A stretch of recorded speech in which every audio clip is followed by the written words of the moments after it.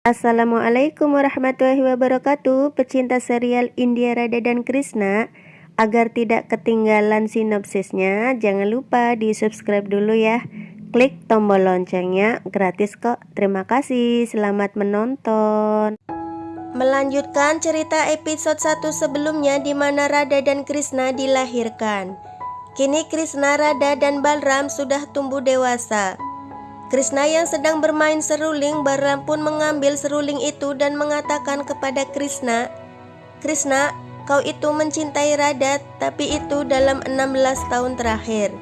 Kau belum pernah bertemu dengannya. Aku setuju Radha melupakanmu karena kutukan itu. Tapi kau ingat semuanya, kenapa kau tidak ingin bertemu dengannya? Krishna, kau datang di dunia ini untuk menebarkan cinta. Tapi kau hanya terus duduk dengan serulingmu, kau sama saja tidak ada apa-apanya." Krishna menjawab, "Cinta itu hanya kata kecil, kakak. Tapi kata kecil itu kelihatan sangat sederhana. Bukan dengan menunggu, tapi kegigihan. Untuk membuat kisah cinta kita menjadi mengagumkan, kita harus melewati banyak cobaan. Menjauh dari Radha selama 16 tahun, rasanya seperti tidak bertemu selama ratusan tahun." Dari jauh, Krishna melemparkan kerikil ke arah Mathura hingga memecahkan cawan yang sedang dipakai Raja Kans untuk persembahan. Raja Kans mengatakan, "Aku tahu kau siapa. Kau mencoba menghalangi jalanku untuk mencari anak yang ke-8 Devaki. Tapi kau tidak ingin aku tahu siapa dan di mana kau. Maka kau mencoba merusak upacaraku. Mereka bilang kau adalah pengurus dunia ini. Karena perbuatanmu orang-orang akan menghadapi kemurkaanku." Kans bertanya kepada Akrur, "Dari mana asal cawan ini?" Akrur mengatakan bahwa pembuat tembikar itu dari Barsana. Karena cawannya pecah, Raja Kans menghukum pembuat tembikar itu yang sudah menghancurkan upacaranya. Pembuat tembikar itu bernama Kumar. Raja Kans mengatakan Kumar dan keluarganya dihukum dan diasingkan dari Mathura, dan siapapun yang membantunya akan dihukum juga. Cerita dilanjut ke Krishna dan Balram. Balram mengatakan ia terkejut melihat Krishna selama bertahun-tahun untuk membuat mentega. Krishna bilang ke ayah Nan harus pergi ke pasar. "Bagaimana kau bisa menjadi dewasa secepat ini? Obrolan polosmu pada ayah dan ibu kita yang naif, kenapa kau tidak mengatakannya kau pergi ke pasar untuk melihat orang yang kau cintai? Dia tidak akan ingat atau mengenalimu." Krishna menjawab, "Karena aku sudah dewasa, kakak. Jadi aku harus membantu ayah mengerjakan pekerjaannya. Aku berharap setelah pertemuan kita ini, dia bisa melupakanku. Jalan hidup Radha, karena siapapun yang mencoba melupakan, mereka akan tetap muncul dalam kenangan." Krishna dan Balram pergi menuju pasar Mathura. Di perjalanan, Balram menggoda Krishna. Sepertinya ada yang sedang gelisah ingin segera tiba di sana. Krishna menjawab, "Inilah yang istimewanya tentang cinta, kak. Coba dengarkan, sungai harus menempuh perjalanan jauh untuk bertemu laut. Tapi saat laut mendekat, maka bendungan kesabaran pun akan ambruk. Ayolah kak, jangan jadi rintangan antara dua kekasih." Kembali ke Kumar, dia yang telah dihukum Raja Kans meminta tolong kepada kepala desa Barsana yaitu Frisban. Namun dengan berat hati Frisban tidak bisa membantunya karena tidak bisa melawan Raja Kans. Radha merasa kasihan melihat Kumar dan mengatakan kepada Frisban, "Ayahku bukan hanya pemimpin Barsana, tidak hanya bertanggung jawab atas Barsana, tapi juga bertanggung jawab atas penduduk Barsana. Dia tidak akan bisa membantumu karena mata-mata Kans ada di mana-mana." Radha mengatakan, "Aku bukan pemimpin dan aku juga tidak dalam tekanan manapun. Aku yang akan membantumu." Frisban kaget dan mengatakan, "Ini bukan main-main Radha, ini masalah serius." Radha menjawab, "Kita bertanggung jawab atas negeri ini, maka kita juga bertanggung jawab atas pria ini, ayah. Apa salahnya? Bahwa dia membuat tembikar untuk upacara Raja Kans, Kenapa membalas kematian kita di masa depan orang miskin, Ayah? Tidak ada jaminan untuk nafas manusia.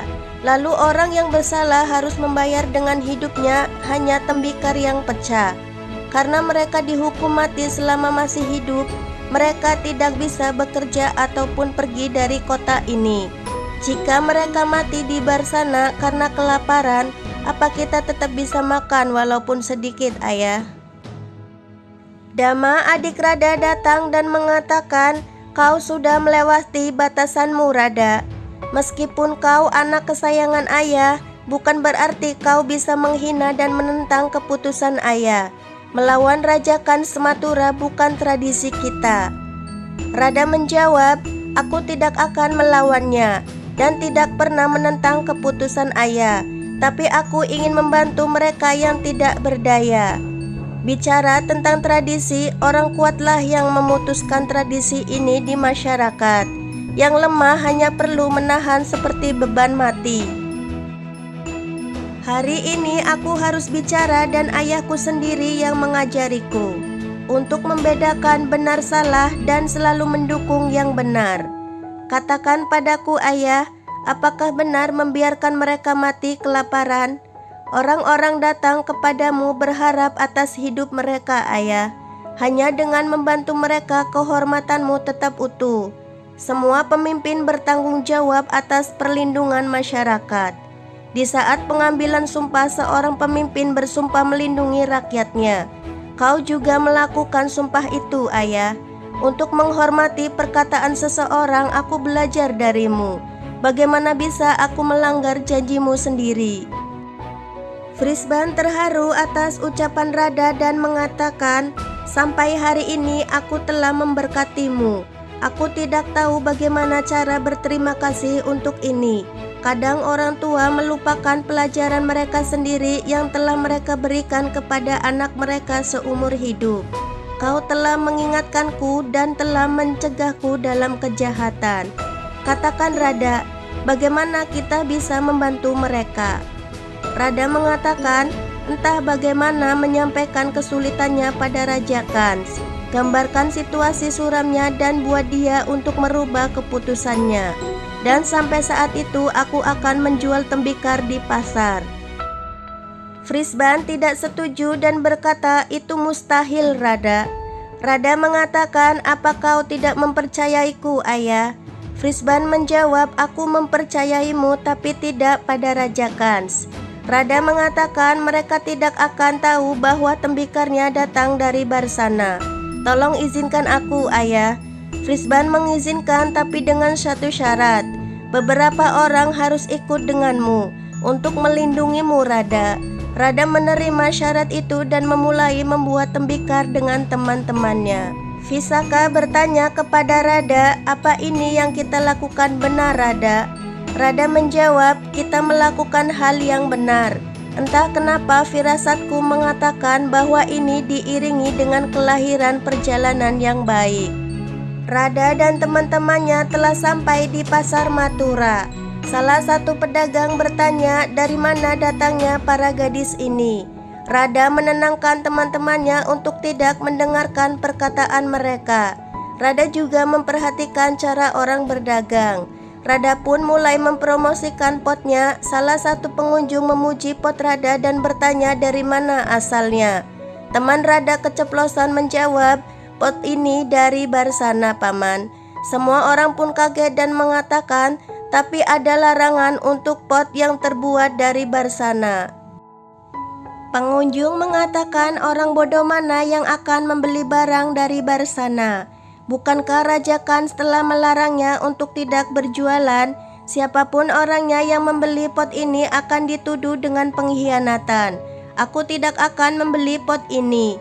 Jika Raja Kans tahu kami membeli pot ini dari Barsana, maka Raja Kans akan memenggal kepala kami. Rada mengatakan, melawan demi kebaikan bukan suatu kelancangan, tapi keberanian. Seluruh warga pun ingin memecahkan pot yang dibawa oleh Rada. Dengan berani Rada melawan dan mengatakan, jika kalian tidak mau membelinya, maka jangan kau beli. Krishna sampai di Mathura dan melihat itu Krishna langsung menjentikan jarinya. Waktu pun terhenti, Krishna berjalan menuju Radha dan memperhatikan Radha. Krishna pun meniup rambut Radha. Krishna mengatakan, inilah saatnya aku memasuki dalam cerita ini. Krishna kembali menjentikan jarinya, waktu pun berputar kembali. Krishna membeli semua pot-pot yang dibawa oleh Radha dan bertanya, siapa namamu? Radha menjawab, namaku adalah Radha.